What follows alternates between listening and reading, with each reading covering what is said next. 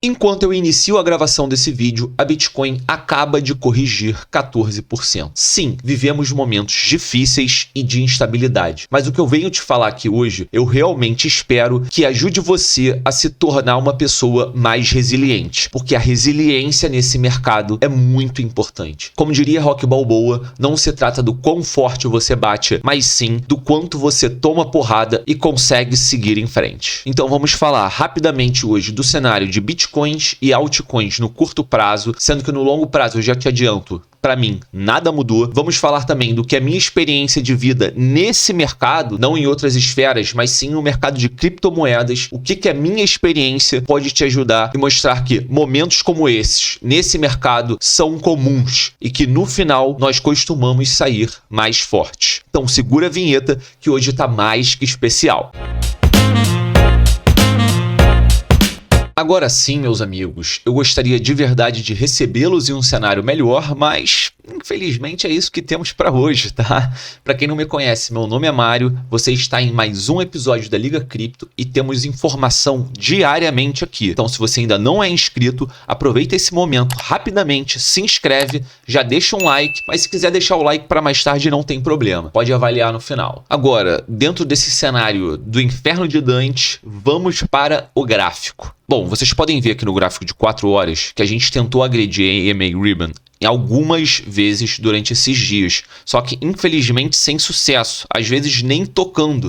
Isso mostra o quão fraco está esse movimento de reação. E a gente pode sim, numa larga escala, tá? E a gente vai observar isso no gráfico semanal, apesar de que esse movimento não está 100% confirmado. Mas a gente já observa um freio na correção. Afinal, a gente saiu de 60 mil dólares, ou da faixa de 55 mil dólares, para uma faixa de 30 mil dólares, 29 mil dólares mais especificamente. Então, a gente não está pronto ainda, certamente, para mudar o humor de mercado, mas de certa forma, parece que o movimento do mercado de correção começa a ficar mais maduro. Isso não significa que no curto prazo ele acabou, mas a gente pode ver sim uma diminuição da força de correção. E aí, entenda muito bem, diminuição de força não significa que do ponto que a gente está agora, a gente não possa atingir patamares mais baixos do que a gente já atingiu. Ou seja, a gente não possa descer abaixo de 29 mil no curto prazo. Só que essa correção, ela não vai ser mais de 50%. Ela vai ser uma correção um pouco mais conservadora, analisando, obviamente, essa possível vela de correção à parte. No semanal, como os outros integrantes da liga já trouxeram aqui para você, a gente luta, e é praticamente impossível que isso aconteça até o final do dia de hoje, porque a gente está 12 mil dólares abaixo do ponto que a gente deveria estar dentro de uma bull run. Tudo bem que a gente já observou uma vez em bull runs passadas, um episódio de que no movimento de subida,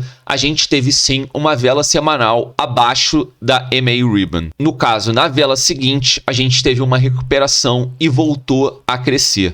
Se você me perguntar hoje se eu espero esse movimento, olha, sinceramente, com tudo que tem acontecido e como o humor do mercado se encontra no momento, eu não espero que a gente consiga reverter rapidamente esse cenário. Pode acontecer? Pode. A boa notícia é que quando muita gente ou todas as pessoas esperam um movimento específico de mercado, esse movimento às vezes ele não acontece. Ele surpreende muita gente. Mas eu não contaria com isso, pelo menos agora. A boa notícia que eu vou te deixar aqui de cara, porque eu sei que esse papo de gráfico no curto prazo às vezes é meio bad, é que no longo prazo, para mim, nada mudou. Tá? É óbvio que a gente não está aqui nesse canal te trazendo indicações de investimento, mas a gente tenta trazer o que no nosso dia a dia a gente observa e as decisões que a gente decide tomar para nossa vida. Em cima desse pensamento, eu realmente acredito que se você é um hodler, se você é um mão de diamante, a melhor coisa que você pode fazer agora é não fazer nada, só aguardar. Já, se você é um trader de curto prazo, olha, meu amigo, com conhecimento pode ser um momento muito bom para você, porque se a gente tiver uma lateralização, provavelmente a gente vai viver algo próximo da teoria do Elliott Waves de impulsos e correções, impulsos e correções. Bom, meus queridos, então para fechar esse primeiro tópico, falando de altcoins, eu queria deixar o recado.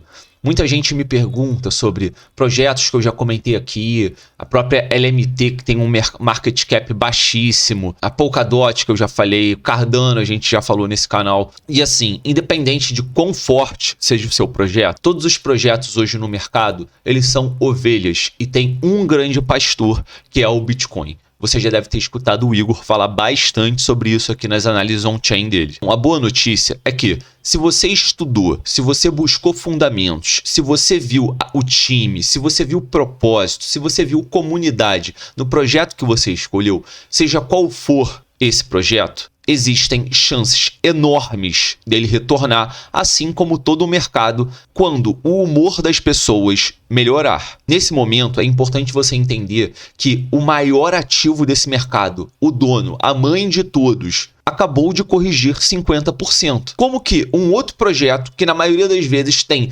0,01% ou muito menos do que isso, em termos de marketing e visibilidade, como você vai fazer que um projeto desses, que pode sim ter muito futuro para frente, como criar um ambiente propício para que se tenha euforia, otimismo nesse projeto específico, quando o maior de todos os projetos no mercado de criptomoedas corrigiu 50%. Não tem como. Então assim, se você é hodler, se você pensa a longo prazo, isso não impede de você se presentear, e eu tentei ressaltar isso em alguns inúmeros vídeos aqui no canal, da importância de, em momentos de alta, momento em que todos estão eufóricos, você ser receoso. Não significa que se você se presentear, se você tirar cascalhos de lucro de um projeto que você acredite a longo prazo, não significa que você deixe de ser believer. Pelo contrário, isso mostra que você acredita no projeto, mas que ao mesmo tempo você entende que esse projeto está inserido em um mercado, em um cenário macro. E esse cenário macro, para ser saudável, ele precisa de respiros. Ninguém vai à lua direto sem parar algumas vezes para reabastecer. Entenda isso. E agora, já fazendo um gancho com o segundo ponto que a minha experiência de vida mostra nesse mercado, o que eu aprendi nesse mercado quando eu entrei lá atrás, em 2009, 2010, eu já te trago uma frase de impacto. Eu tinha 3 bitcoins. Eu já tive na minha posse, na minha carteira, 3 bitcoins. Naquela época eu adquiri num total de R$300 ou algo em torno disso, e acabei vendendo as 3 bitcoins em um momento de correção que o mercado teve. Eu comprei a 500 e vendi provavelmente em torno de R$15 mil as 3 bitcoins. Sim, eu tive um lucro, tive uma valorização, consegui me beneficiar dessa atitude, mas posteriormente, pelo fato do ativo ter voltado a crescer e muito, eu passei um tempo frustrado e com raiva do jogo, só que isso foi uma péssima decisão. Então, eu tive lucro lá atrás, certamente, mas se eu não tivesse feito absolutamente nada, se lá atrás talvez existisse uma liga cripto que tivesse me alertado sobre os fundamentos e as propriedades, o futuro que a Bitcoin tem, talvez eu não tivesse cometido esse erro. Hoje você tem todo o suporte, toda a informação disponível, não só aqui, mas na internet, para fazer suas pesquisas e se convencer de uma vez por todas se para você a Bitcoin é longo prazo ou você está nesse mercado só para tirar um cascalho. Se você está a longo prazo, meu amigo, o que eu posso te dizer da minha experiência é, não importa se você entrou a 50 mil, não importa se a última entrada, assim como eu, foi a $12 mil, foi uma excelente entrada e você tem uma casca maior para ser perdida, né, antes de tomar decisões mais abruptas, não interessa. Historicamente, a Bitcoin premia quem permanece ao lado dela. Infelizmente, se você colocou mais do que você poderia perder e já perdeu muito, talvez seja a hora de você considerar retiradas de stop loss. Infelizmente, isso acontece. Infelizmente, você não prestou atenção quando a gente lá atrás te falou: cuidado com o dinheiro que você investe. Coloque o que você está disposto a perder. Não só por questões de perda, mas se você não se premiou lá em cima e pelo menos você tem capital de aporte para agora fazer, talvez, se não a melhor entrada, mas uma excelente entrada no mercado de criptomoedas, você ainda consegue sair por cima dessa queda. O que eu posso te garantir, meu amigo, é que nessa perda de 50% você não está sozinho. Eu estou com você, eu tive redução drástica do valor dos meus ativos lastreados ao dólar, eu não perdi nada. Se você tinha uma Bitcoin, você continua tendo uma Bitcoin. Mas o valor da criptomoeda lastreado no dólar, certamente você teve uma redução drástica. E assim, é importante você manter calma, por mais difícil que isso seja. A maioria dos youtubers experientes que eu acompanho lá de fora também passaram por isso. E, acredite, não é a primeira vez. O que eu tentei te trazer com um pouco da minha história é: a Bitcoin já corrigiu inúmeras vezes. Inúmeras vezes a gente teve momentos de pânico. Algumas vezes a China baniu o Bitcoin. E mesmo assim, o que aconteceu, meu amigo? A Bitcoin seguiu valorizando. Então, quando eu digo a Bitcoin, você pode ter também blue chips ou altcoins que hoje já começam a mostrar, se não uma força individual, uma força relativa interessante. Um recado bônus que eu posso te dar, e é bem rápido, é um ditado que os mais experientes, as pessoas que estão há mais tempo nesse mercado, dizem: Not your wallet, not your bitcoins. A tradução dessa frase em inglês significa: se não é a sua carteira, não são suas bitcoins. E o que eu quero dizer com isso? Muitas pessoas hoje deixam seus ativos custodiados nas exchanges. E as exchanges, quando a Bitcoin foi idealizada pelo seu criador Satoshi Nakamoto, a rede não foi projetada com esses intermediários. É óbvio que as exchanges têm uma importância enorme na difusão desse mercado,